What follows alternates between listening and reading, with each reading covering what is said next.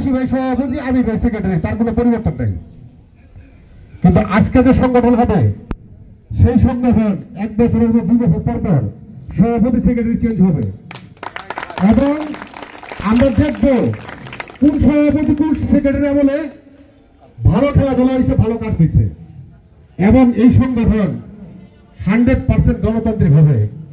যেমন পারভেজ দাবি করছে উদ্বোধনী খেলা দেওয়ার জন্য, এখন যদি 2টা টিম দাবি থাকে কোনো সমস্যা নেই, 2-এর অধিক হলেই লটারি, অর্থাৎ ওই পারভেজ লটারিতে যদি না ওঠিকে মনে কিছু করতে পারবে না। 100% গণতন্ত্র থাকবে, তাহলে সংগঠন ঠিক থাকবে। আমাদের উপজেলা চেয়ারম্যান সাহেব এর আগে আমাকে একটা দায়িত্ব দিয়েছিলেন যে ভাই মাঠগুলি একটু ঠিক করেন। ওই প্রত্যেকটা মাঠ ইন্সপেকশনে গেছিলাম, দেখছি, তাকে রিপোর্ট দিছি, কিন্তু ওর দেশে কিছু হাত আছে। আমি খুব খাস বাংলায় বলি, আমরা হচ্ছে পশ্চিমা। এই পশ্চিমাদের পুরেরা দেখতেও পারে না, কোনো পদেও রাখবে না, যোগ্যতা থাকলেও রাখবে না।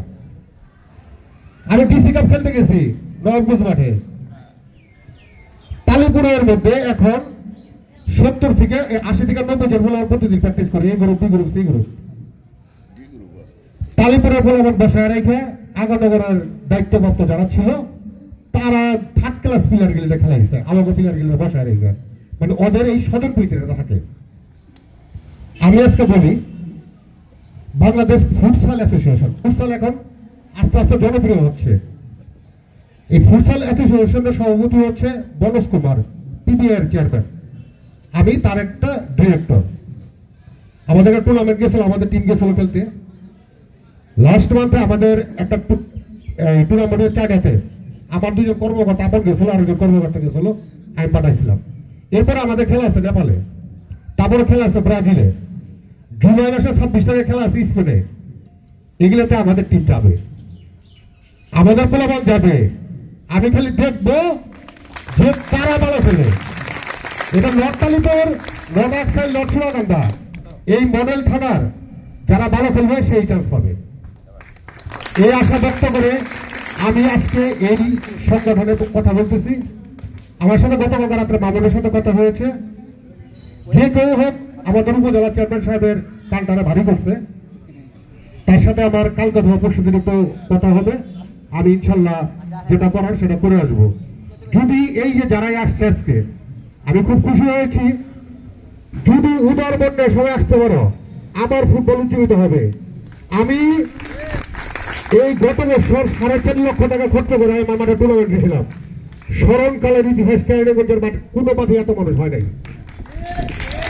সেটা একমাত্র তাদেরকে দেখানোর জন্যই। আমরা আবার তাদেরকে দেখিয়ে দিতে চাই, আমরা পশ্চিমারা তোদের ধরদারি না, কারো ধরদারি না, আমরা নিজেরাই এনাফ একটা টুর্নামেন্ট চালানোর জন্য।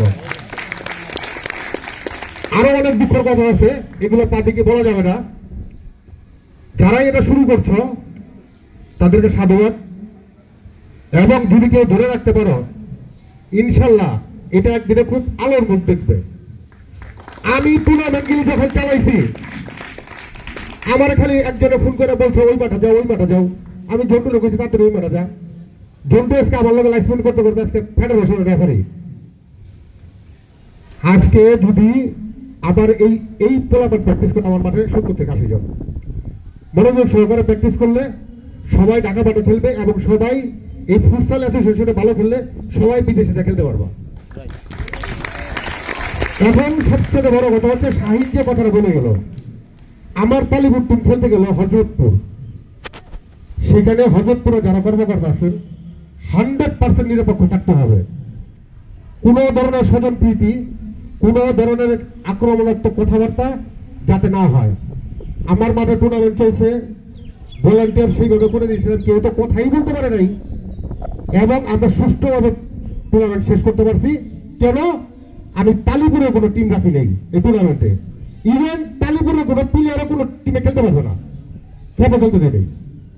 সেরকম মন মনুষ্যদিন আগান, ইনশাল্লাহ আমাদের এই সংগঠন শক্তিশালী হবে এবং প্লেয়ার তৈরি হবে। মাদক থেকে আমাদের এই ছোট গোলাবানগুলা মুক্ত থাকবে, সমাজটা কুলুষিত হবে না, সমাজটা সুন্দর থাকবে। আমি এখন এই যে এত টুর্নামেন্ট শুরু করতে যাচ্ছে শুধু সদস্য নিয়ে সম্ভব কোনো ব্যাপার না। আমরা যোগ্যতা দেখেই সভাপতি সেক্রেটারি যে পদটা আছে আমরা নির্বাচন করব, কিন্তু প্রত্যেকটা মাঠের প্রতিনিধি নিয়ে একটা সভা করার জন্য অনুরোধ জানাচ্ছি, এবং যার যার মাঠের দায়িত্ব সেই সভাটা সে নিয়ে নিবে। তার মাঠে কোনো অকারেন্স ঘটলে, কোনো অঘটন ঘটলে সে দায়িত্ব সে নেবে। সেই ধরনের যদি প্রভাব থাকে যার, সেই টিম নিবে, সেই মাঠ নিবে, সেই ভেন্যু নেবে। আমি চাই না এই খেলাধুলার, এই ফুটবল খেলাটা একমাত্র বিলুপ্ত হয়েছে মারামারির কারণে। যে মাঠে গেছি খালি মারামারি কাটাকাটি। ওই যে শাহিন যেটা বললো আগামী করার সুবিধা, ওরা বলে আর্জেন্টিনা আর ব্রাজিল অন্য টিম রেফারি বরাবর রেফারি ব্যবধান বাংলাদেশে।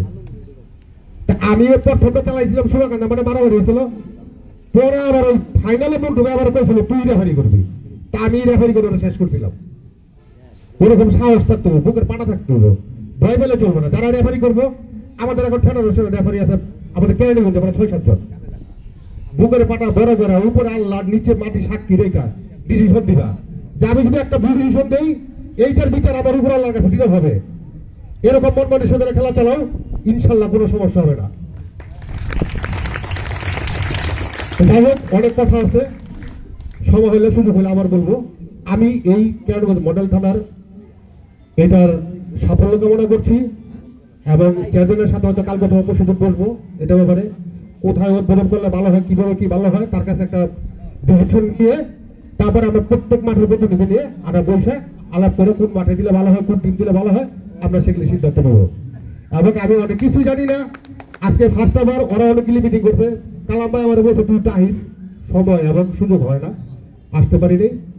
তো ইনশাল্লাহ আমার সহযোগিতা সবসময় থাকবে। আর আমার আগে বললে আমাদের সাবেক যে ফুটবলার আছে মুনসুর আলী, যে আবাহনী, মহামারান মুক্তিযোদ্ধা এবং বাংলাদেশ জাতীয় দলে খেলছে, সেও বলছে আমাকে খেলাধুলার ব্যাপারে যখন ডাকিস আমি আসবো। আমার খালি একদিন আগে দাঁড়াই, ইনশাল্লাহ। হ্যাঁ, ইনশাল্লাহ নেক্সট প্রোগ্রামে উপস্থিত থাকবে, আমরা একটু দেখা দেবো। এই বলে আমি আমার বক্তব্য শেষ করছি। ধন্যবাদ, আসসালামু আলাইকুম।